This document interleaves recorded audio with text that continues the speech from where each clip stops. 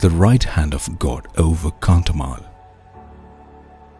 Many are puzzled by the amazing witness in Kandhamal, persecutors turning followers of Christ like Saint Paul, in the remote jungle district of Odisha that witnessed the worst persecution of Christians in Indian history.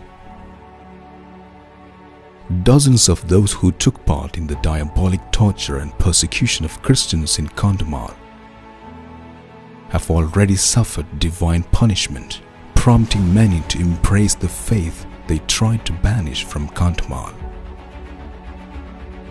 The idyllic Kandhamal jungles went up in flames following 2008 Janmashtami night murder of Swami Lakshmanananda Saraswati.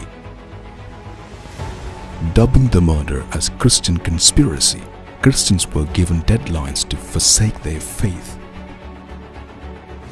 Thousands of poor Christians fled to jungles to escape the humiliation of recanting their faith, with their heads tonsured and made to drink cow dung water to purify them. More than 300 churches were destroyed.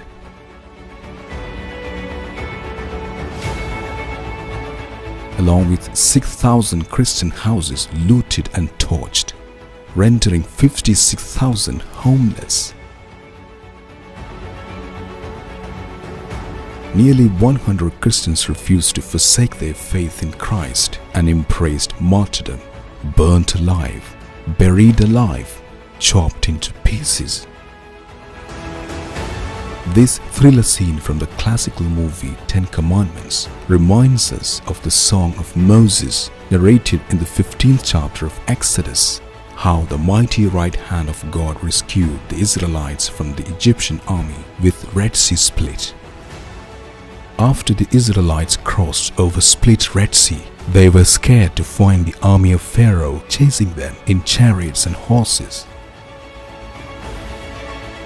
Desperate Moses turned towards Yahweh, who directed him to stretch his right hand, and the split Red Sea was closed instantly.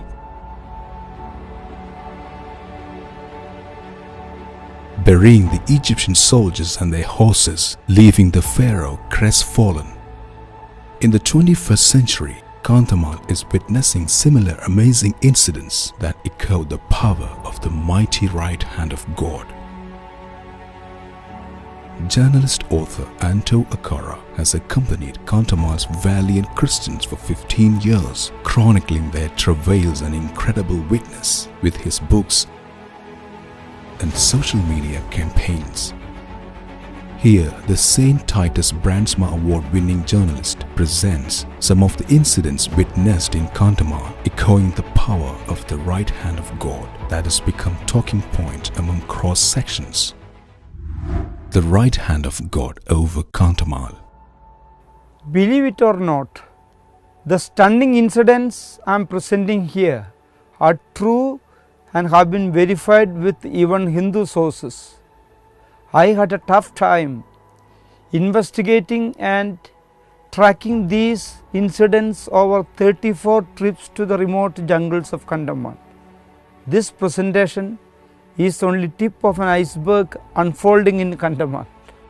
Cross-desecrator dies of paralysis. If anyone destroys God's temple, God will destroy that person. For God's temple is sacred, says Saint Paul in his letter to 1 Corinthians chapter 3 verse 17. Look at this unforgettable video of a Hindu youth climbing on top of the Catholic Church at Muniguda and banging the cross with a hammer. Would you believe that this youth was crippled with paralysis months later and died at the Bisam Katak hospital? Embarrassed and ashamed, his family left Muniguda and remains untraceable. Cross-desecrator gets burned. In 2007, Christmas violence was the rehearsal of August 2008 Holocaust. It started at Bamunigaon with Christmas decorations torched. On Christmas Eve, the organized mob torched this church and holy items. Furniture and the crib were made a bonfire at the altar. Bikari Charan sir, a tailor, climbed on a ladder to break the cross on the wall behind the altar. The ladder slipped and Vikari fell into the bonfire and was seriously burned.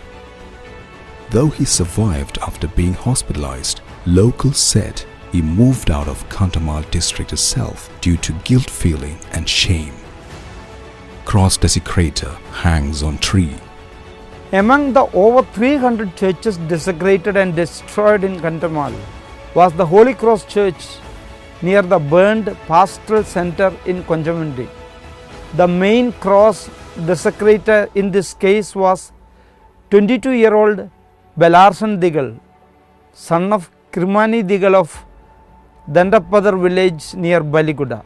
The youth who turned into depression soon after started saying, "Jesus was hanged on a tree, so I will also hang from a tree." During my 34th trip to Kandhamal in March 2023, locals shared with me how Belarsan did it, committing suicide from a tree. Cross-desecrator dies of bike accident. The Christ the King Church in Fulbani town was desecrated after the massive funeral procession of the slain Swami was stopped in front of the church, while the district collector and dozens of police personnel remained spectators. The man who broke this big crucifix behind the altar after climbing on a ladder was Anirudh Chaudhary, who was distributing newspapers to the parish also. A year after desecration, Anirudh's bike hit a tree on the roadside and he died. Recounted Father Matthew Pudiyadam, the parish priest who had to hide in the toilet to escape the rampaging mob. Urinated on Tabernacle, died of urine blockade. God will punish those who defile holy places. Mali cautioned his sons as Hindu zealots planned in August 2004 to desecrate the church at Raikia town. The caution did not deter Akkara, his 22-year-old son, who joined the mob that desecrated the church in police presence. In his belligerence, Akkara even urinated on the tabernacle that had been pulled out. After a few days, Akkara was hospitalized with urine blockade. Nando's daughter-in-law, Sharda Nayak, shared with Akkara. When the doctor could not diagnose the ailment, Akkara shared his guilt feeling about the tabernacle desecration. The doctor told him to apologize to the priest. You have done a terrible sin. It is not enough that I forgive you. You must sincerely apologize to God. Father Alphonse Bolia Singh, who was the vicar of the Raikia church, advised Akkara when he approached the priest as suggested by the doctor. Father Alphonse, who died in 2014, had narrated this incident to me before I met Sharda Nayak. However, the significance of this dawned upon me only after the widow recounted this incident to me 2 years later. Akkara died a few days later due to urine blockade. The sudden death of Akkara instilled fear and made great changes in my husband Pramod. He started going to the church regularly. Recounted Sharda. Elder brother of Akkara, Pramod, had embraced Christian faith in 1999 before his love marriage with Sharda. However, Pramod stopped going to church later due to pressure from bigots. He fell ill and died. Though the widow was even tortured by her husband's family to recant Christian faith, Sharda stood firm. She moved out, earning livelihood as a coolie to look after her 2 sons while continuing to hold on to her faith in Christ. Tabernacle desecrator commits suicide. Posaro Pradhan of Gudakia reveled in attacking Christian targets as an active saffron food soldier during the widespread violence. 50-year-old Posaro even urinated on sacred items in desecrated churches. Later he fell seriously ill, passing blood instead of urine. His illiterate widow Renuga told me in February 2016 when I traced her in a colony of Christian refugees near Raikia. In desperation, he went to church and asked for pardon from the priest. Even after this, he was disturbed and his condition only got worse. He committed suicide jumping into village pond. Many have told me that the suicide of my husband was a divine punishment for desecrating churches. I was convinced about it, and so I decided to become a Christian. Untimely deaths for assailants of priests. Betikola is a dreadful place for Kandhamal Christians. Priests have been attacked here several times. Father Lameshwar Kandhahar was brutally attacked in 2000, and it was a young mother holding an infant who rescued the bleeding priest, challenging the assailants to kill her first. After I was alerted about the untimely deaths in Betikola, I managed to collect the names of the 7 Hindus who had passed away in the age group of 20 to 51. I proceeded to the Hindu area of Betikola village, which few dared to enter. There is no doubt that this is God's punishment for attacking the priest. They have done a big crime and had to pay for it. Laba Pradhan, the Sarpanch of Betikola village for 2 decades, told me when he was asked about the untimely deaths of the 7 of those who had assaulted Father Lameshwar.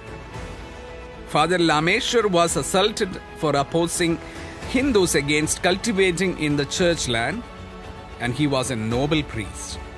Even after the assault, he did not file a police complaint. Many of us have been discussing it. God is always on the side of the innocents. The assault on Father Lameshwar was a big crime, and they have got God's punishment for that. Added Koneshwar Pradhan, another Hindu of Betikola. It is indeed a sign of hope that there is fear of God and repentance among them now, remarked Father Lameshwar, who later did doctoral studies in the famous papal seminary in Pune and became a major seminary professor.